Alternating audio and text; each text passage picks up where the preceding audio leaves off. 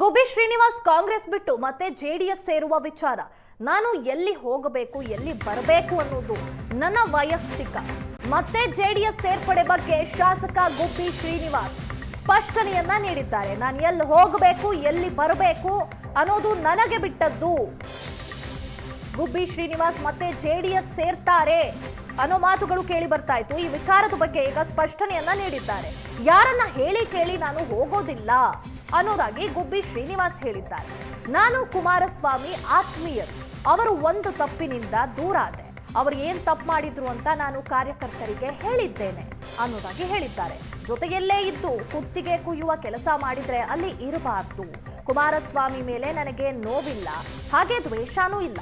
ನಾನು ದ್ವೇಷದ ರಾಜಕಾರಣ ಮಾಡಲ್ಲ ಅನ್ನೋದಾಗಿ ಗುಬ್ಬಿ ಶ್ರೀನಿವಾಸ್ ಅವರು ಮತ್ತೆ ಜೆಡಿಎಸ್ಗೆ ಹೋಗುವ ವಿಚಾರವಾಗಿ ಸ್ಪಷ್ಟನೆಯನ್ನ ನೀಡಿದ್ದಾರೆ. ನಾನು ಎಲ್ಲಿ ಹೋಗ್ತೀನೋ ಅಯ್ಯೋ ನೀನು ನಾನು ಯಾವ ಸ್ಥಾನಕ್ಕೆ ಬೇಕಾದ್ರೆ ಎಲ್ಲಿ ಹೋಗ್ಬೇಕು ಅದು ನನ್ನ ವೈಯಕ್ತಿಕ ವಿಚಾರ. ನಾನು ಹೋಗ್ಬೇಕು ಅಂದಾಗ ಯಾರಿಗೂ ಕೇಳಿ ಹೇಳಿ ಹೋಗಲ್ಲ.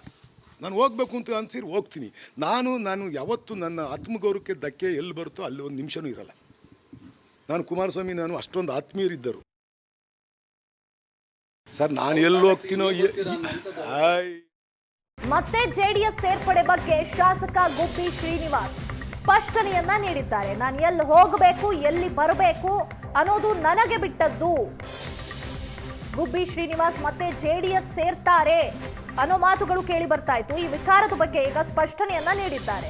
ಯಾರನ್ನ ಹೇಳಿ ಕೇಳಿ ನಾನು ಹೋಗೋದಿಲ್ಲ ಅನ್ನೋದಾಗಿ ಗುಬ್ಬಿ ಶ್ರೀನಿವಾಸ್ ಹೇಳಿದ್ದಾರೆ.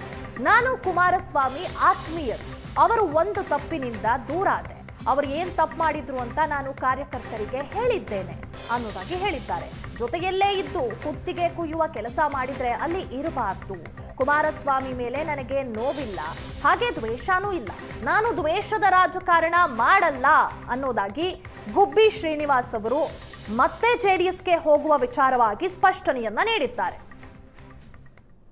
ನಾನು ಎಲ್ಲಿ ಹೋಗ್ತೀನೋ ಅಯ್ಯೋ ನೀನು ನಾನು ಯಾವ ಸ್ಥಾನಕ್ಕೆ ಬೇಕಾದ್ರೆ ಎಲ್ಲಿ ಹೋಗ್ಬೇಕು ಅದು ನನ್ನ ವೈಯಕ್ತಿಕ ವಿಚಾರ. ನಾನು ಹೋಗ್ಬೇಕು ಅಂದಾಗ ಯಾರಿಗೂ ಕೇಳಿ ಹೇಳಿ ಹೋಗಲ್ಲ.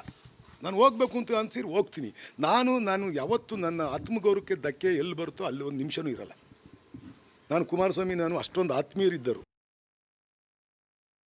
ಸರ್. ನಾನು ಎಲ್ಲಿ ಹೋಗ್ತೀನೋ